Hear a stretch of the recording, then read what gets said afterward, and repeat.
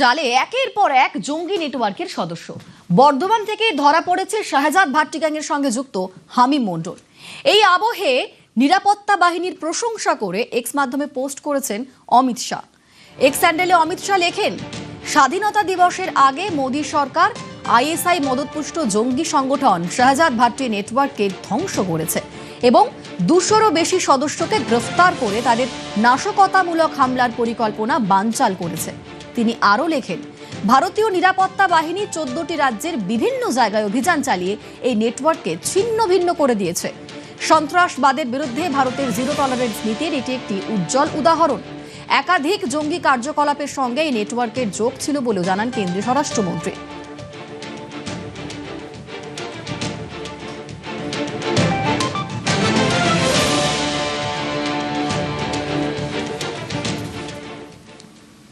আর কোচবিহারে আরো এক আইএসআই এজেন্টকে গ্রেফতার করা হয়েছে। ফের কোচবিহারের সাহেবগঞ্জ থেকে গ্রেফতার।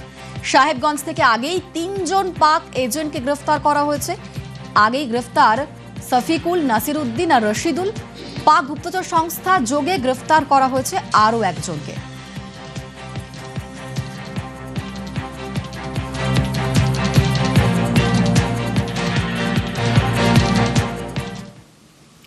আইএসআই এজেন্ট রানা রফের শাগরেদ গ্রেফতার। তপসিয়া থেকে গ্রেফতার ইমরান হোসেন।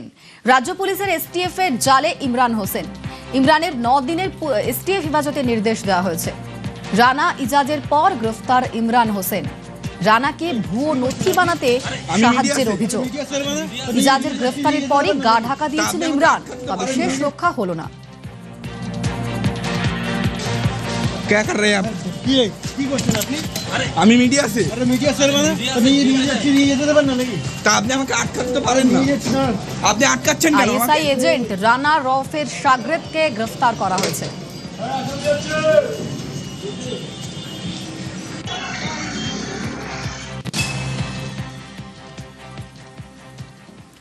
এই মুহূর্তে অন্যতম বড় খবরের দিকে নজর রাখবো। তারাপীঠে হোটেলে আগুনে এবার গ্রেফতার মালিকের ছেলে আশিস পাল।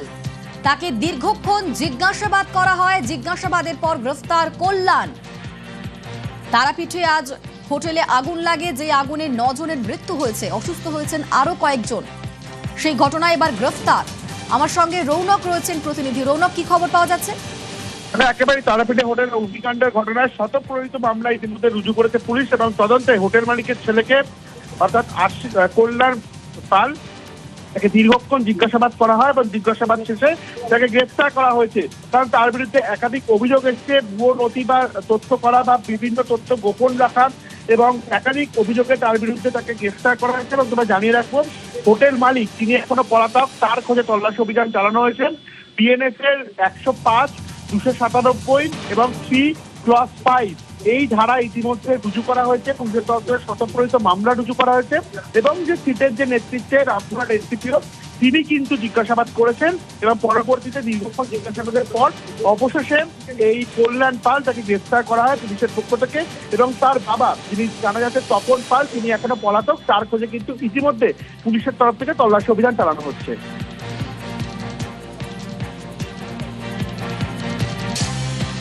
রৌনক, এই আশিস পাল তার বিরুদ্ধে ঠিক কি অভিযোগ, কোন কোন ধারায় মামলা রুজু করে গ্রেফতার করা হয়েছে? দেখো, তোমাকে যেটা জানাবো যে তার বিরুদ্ধে একাধিক অভিযোগ রয়েছে। মূলত যে বিষয়টি সামনে আসছে যে একাধিক ব্যক্তি অপরাধ করলো, অর্থাৎ অপরাধ সমন্বয় করা হয়েছে, একটা সংগঠিত অপরাধ করা হয়েছে।